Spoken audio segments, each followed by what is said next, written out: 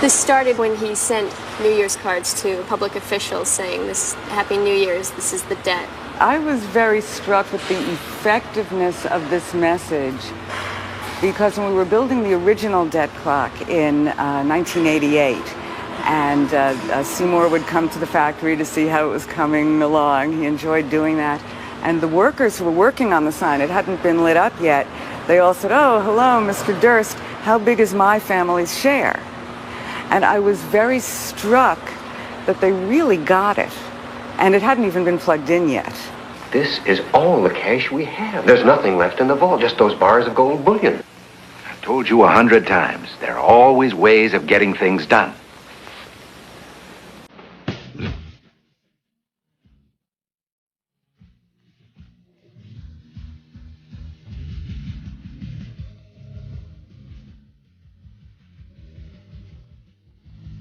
I tell you, surfing's running wild, it's getting bigger every day, from Hawaii to the shores of Peru. Come on, baby, wait and see now, I'm gonna take you surfing with me. Run along now, baby, wait and see now.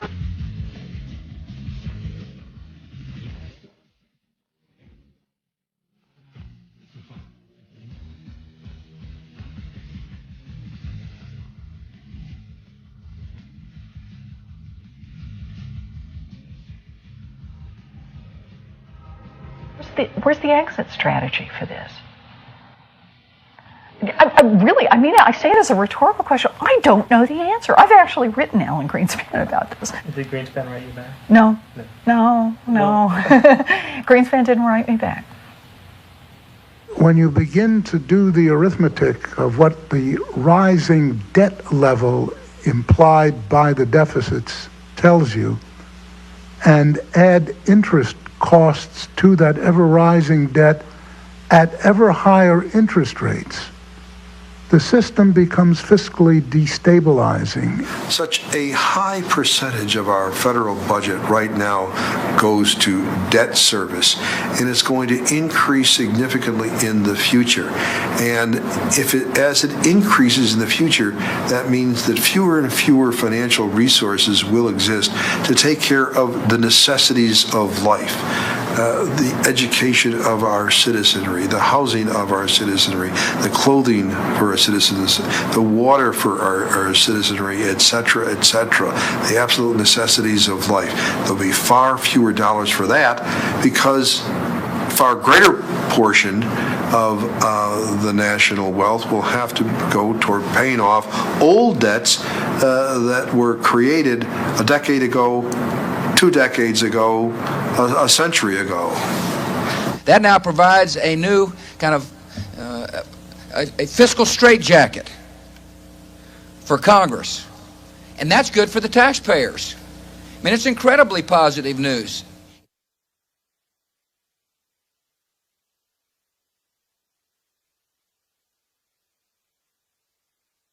Serious cutbacks in food programs for the elderly. Faced with a budget crisis, the libraries are all shutting down. On the chopping block is the trauma center in Los Angeles. Underfunded, the parks will continue to deteriorate. Budget crisis is closing the school's doors for good. These haunting images have ignited a painful conversation about people who live on the edges of society. These are the families who listened to the authorities, who followed direction, who believed in the government. These are law-abiding citizens who have been left behind. They did everything they were told.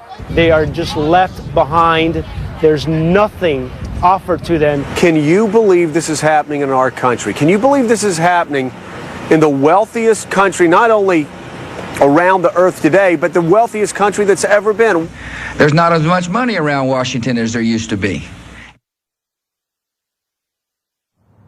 I think he's rolling over in his grave with how many of our public officials have turned their back to important numbers and, the debt, and to people who are having a hard time with losing jobs, and how the economy really affects everybody. That's what his point was, he was trying to get at. I mean, his bigger picture idea was really having equality and not everybody having the unequal, we have so much, these people have so little. He really wanted everybody to come up to the same level. Yeah, he knew that great disparities in wealth are unhealthy for the economy as a whole.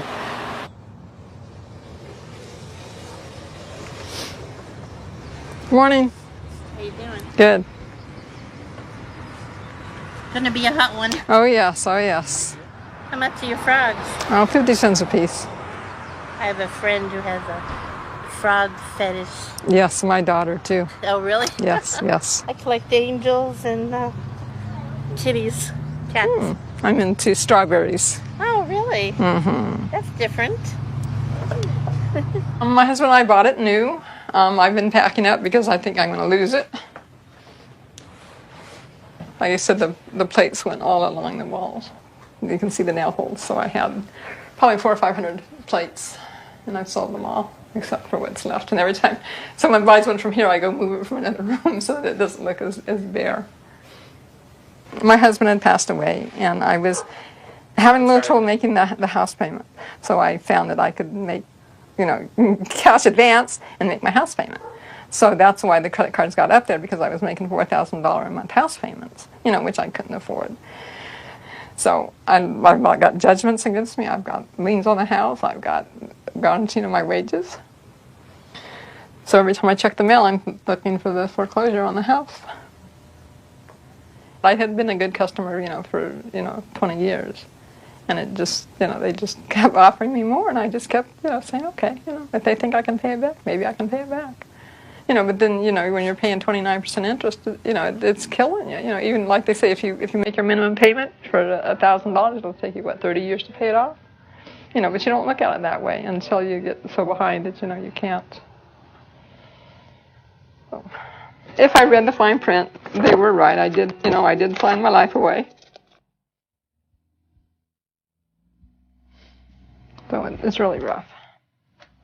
And, you never think you're going to be in this situation. I'm 57 years old. I'm going to lose everything.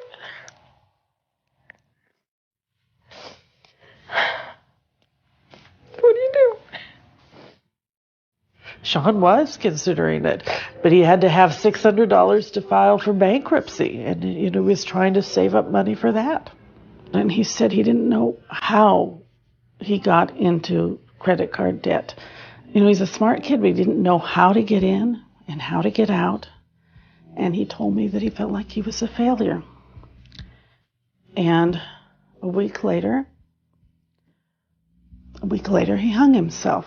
She called me, and she had been laid off her part-time job, crying, wondering what she's going to do because she had bills to pay. And then that night that I had talked to her and told her we'd go over all this, I guess she had her bills all laid out on her dorm bed, and about 1 o'clock that morning they said that she had hung herself in her dorm room, and no note. This is Sean.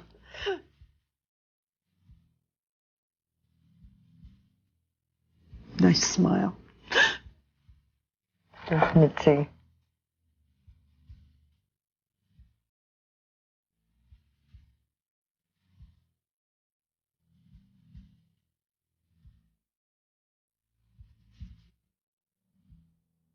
It was just a matter of interest and penalties. Interest and penalties from, I'd say, 10 to 15 up to about 47,000. In about 5 years' time.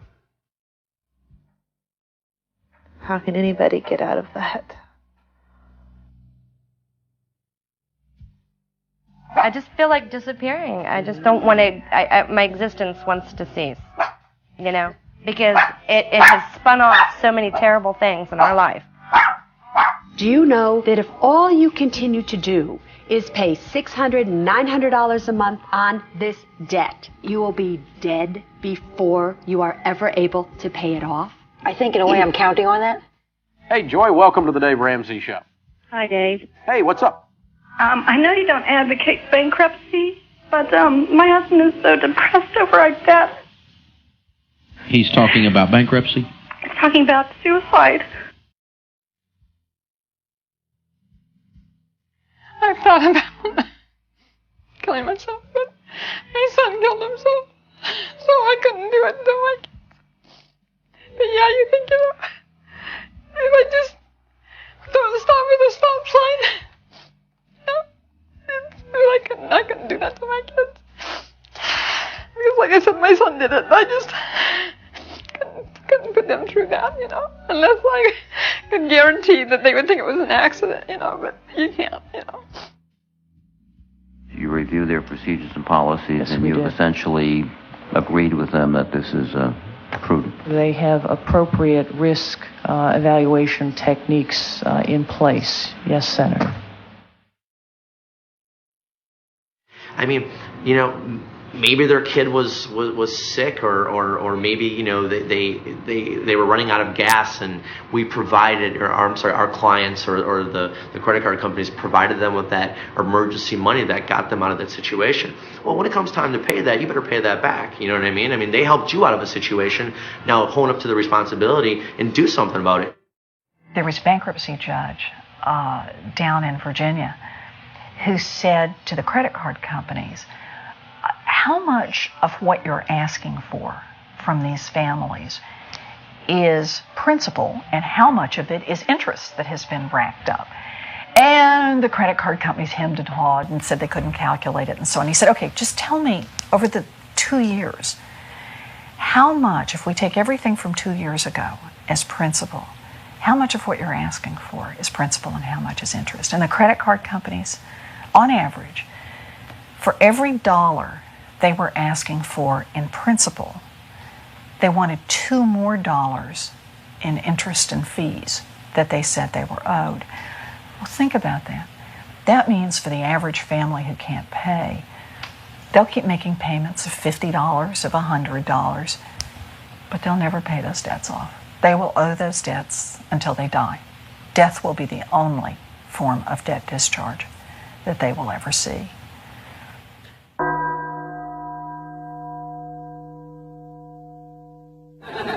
That's how different it is to be rich than it is to be poor, because when you're rich, the bank pays you for being rich. If you have a lot of money, they give you money because you have a lot of money. They say, you have so much money that we should give you some. Because you have a lot, you should have more. Here, take more money. Take this guy's 15, fuck him, you should have it. The rich are getting richer.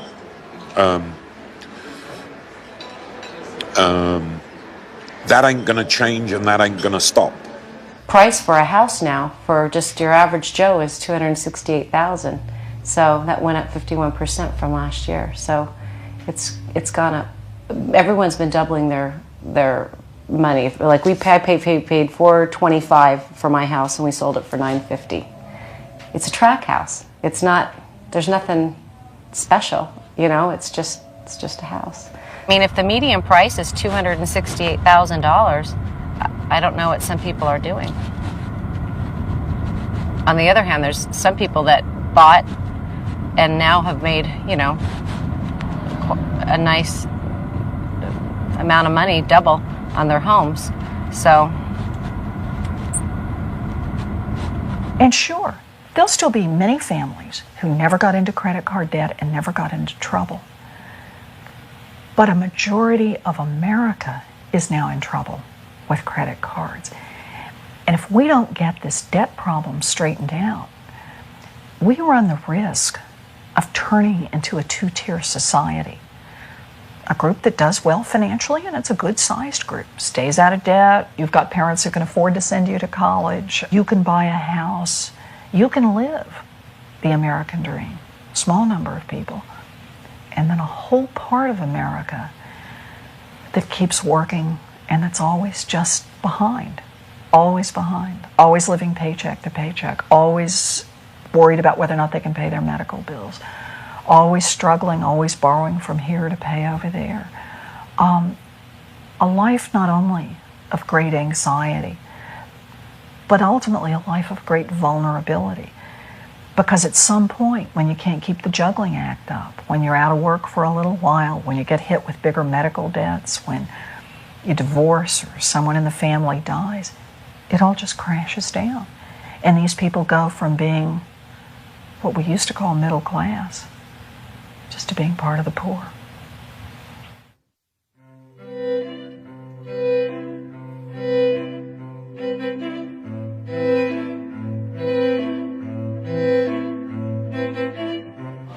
we're moving toward a vote at 12 o'clock, and so we're going to have some problems with our next panel. So we're going to limit you to, if you'll come on up, 4 minutes each to make your statement. Good morning, Chairman Shelby and members of the Senate Banking Committee. My name is Anthony Jenkins, and I'm an Executive Vice President at CitiCards. I appreciate the opportunity to speak before you today to discuss the credit card industry. Good afternoon, Chairman Shelby and members of the committee. My name is Marge Conley, and on behalf of Capital One, I also want to thank the committee for holding these hearings. And at the outset, I do want to acknowledge that we do hear the criticisms and concerns, and we are very sensitive to them. Thank you, Mr. Chairman. It's my pleasure here to represent MBNA today, and a pleasure to be before the committee. I think that the vast majority of lenders in the country do grant credit responsibly, and that the vast majority of the users of that industry act very responsibly. It's now been 6 years, and I will get 1 or 2 credit card applications for Sean from the same people that he owed thousands and thousands of dollars to. And you just want to scream and say, I gave you my son. What more do you want? In the highly competitive credit card marketplace, a lost customer is difficult and expensive to replace. We still got the credit card applications in her name, and a few of them said, we want you back, Mitzi Poole. At CitiCards, we work hard to maintain customer loyalty. At Chase, we value our customers. I want to say that at Capital One, we're committed to re-earning our customers' business every single day. Thank you. Thank you.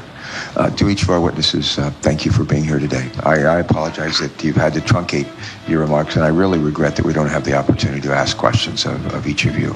I tend to be the guy who likes to positively enforce good behavior. For those of you that are doing the right thing for the right reasons, I salute you. And I would like to find a way for us to put a spotlight on those good policies. But thank all of you, and I appreciate you today, and I hope you understand our predicament on the floor of the Senate. We're late now. Committee is adjourned. Thank you.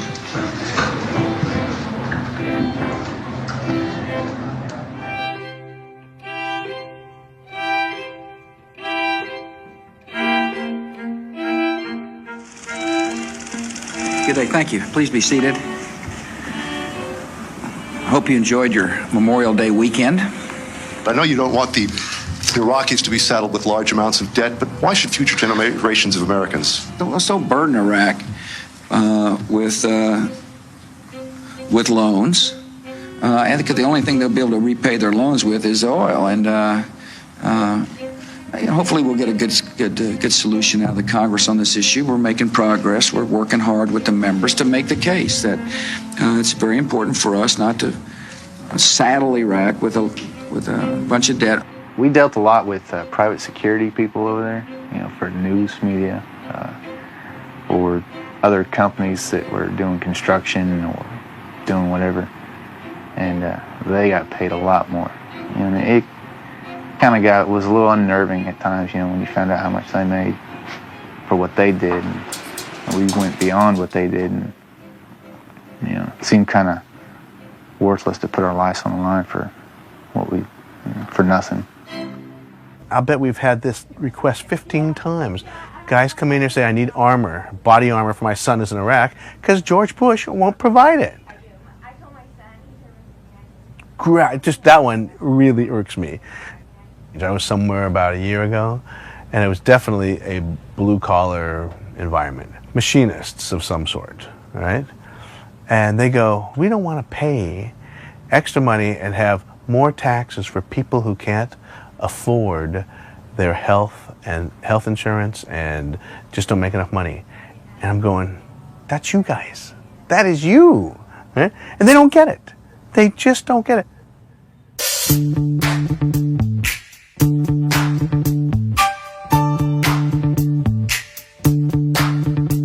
So after all the problems you've had with them, they're sending you a letter back asking you to borrow more money? Oh, that ain't the person I got. Dear Catherine Brown, because you've been such a valuable customer in the past, you've remained on our preferred customer list. Did this come today or? Today. So they want you to borrow $5,000. They say you could borrow $5,000 and get and pay $129.68 a month. A month. See, I would have some money in my pocket. But then you'd have to,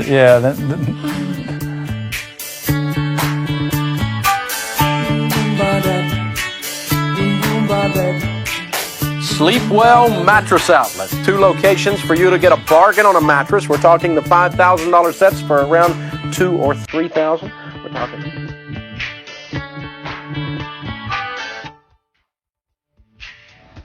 Get down to Disney World in Florida.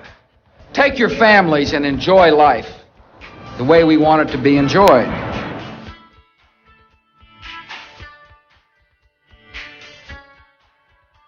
Bridget loves wearing the Abtronic. It's given her quite a physique, as you can see.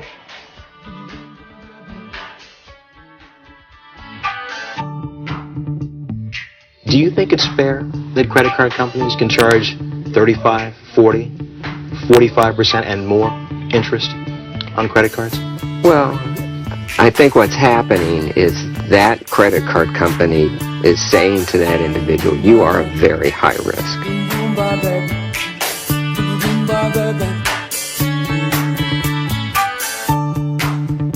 The president was shopping for books when his American Express card was rejected.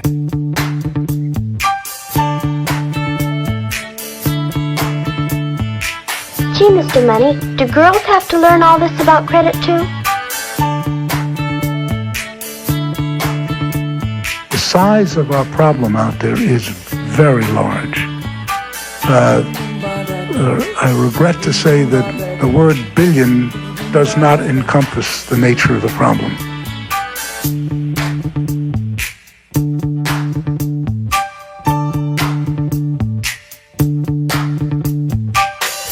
Right now at 11, a surprising discovery in the Ohio River leads to a death investigation in Floyd County, Indiana. The investigators believe the bones in that car may belong to a Floyd County woman who disappeared from a gas station last March.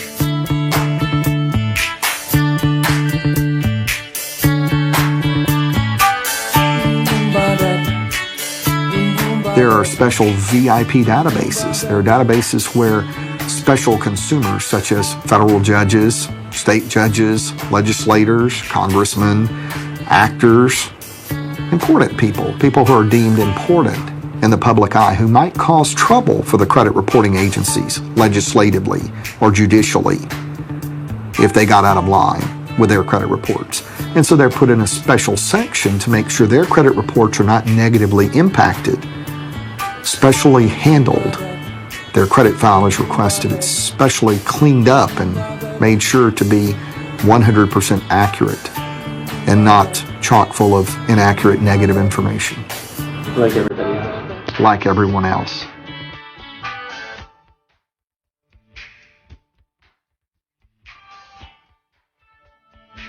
People want a gate, and even more, a gate with a guard. I had some great lots with a clicker gate. People were like, well, there's no guard. It has a great view. It's beautiful. What do you mean? They want a guard. Hey there. I'm on the guest list for Johnny Thomas.